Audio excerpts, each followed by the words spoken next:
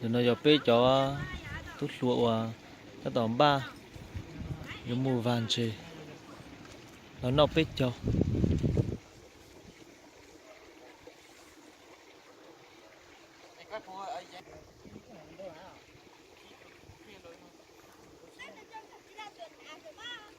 nó chán đồ cơ tất xin nó non nành thì bê mua đại lũ và lên nó đại bao dê bê sẽ được bê tua ở san đùn đùn nó sẽ chát lùi bê và một tỏ xin nó để chỉ tàng kỳ mù hậu lúc bà nữa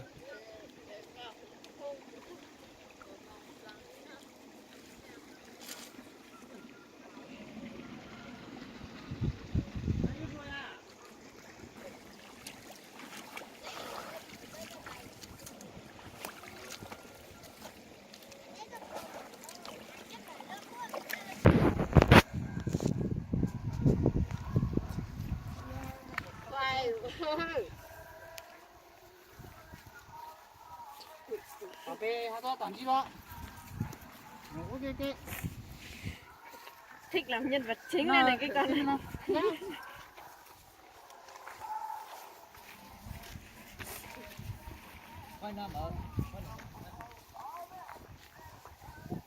Tuần mình thì tuần nó về mà hai trong mình thì từ đi hai một cái tố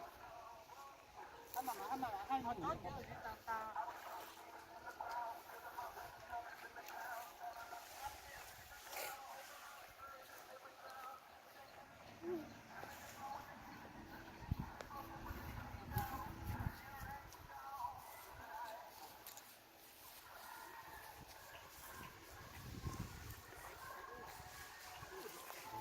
tha là phải nhớ được không?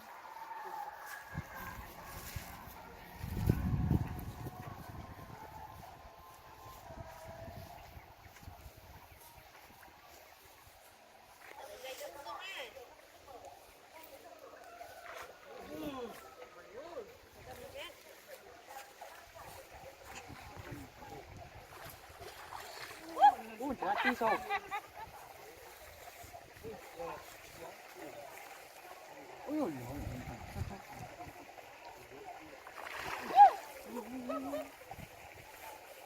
Út từ dòng bố hè. Con này kiểu nhiều đấy.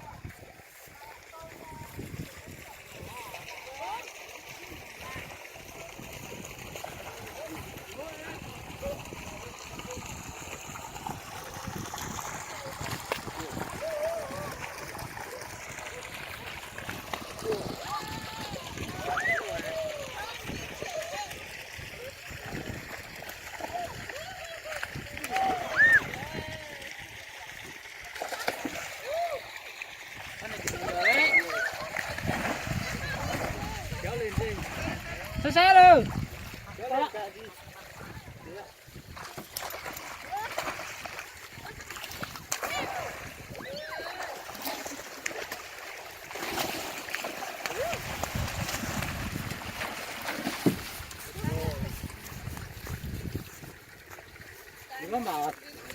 Nó bảo thủng cái kia nhá. Đồ chip phone Đồ chip phone.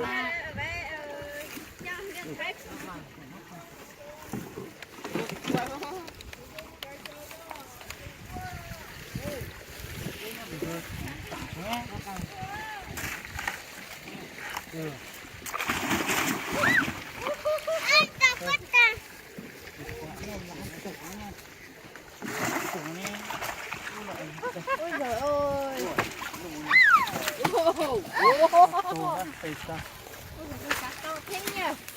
Bớt à? To thế nhỉ?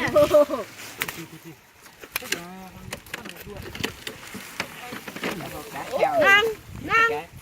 Cá lợn. Wow. Cá đấy.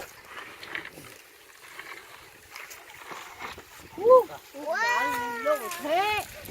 Cái gì chị ấy chứ? Cá lô. Ôi yo. To đấy. Anh tạm. To đấy. Anh tưởng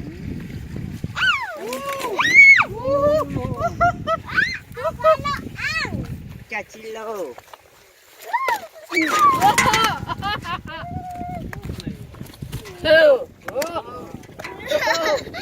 con đâu à. Con to nhất đây này.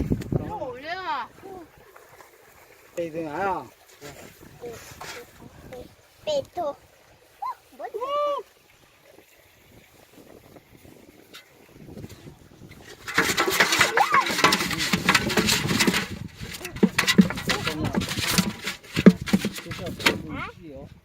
Anh xem mà bé.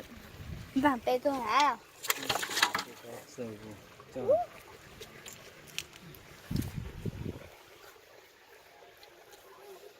Dạ. Dừng nhé. Mưa thì cái Dừng nhá. Dừng nhá. Cột chua đấy. Xong rồi mà.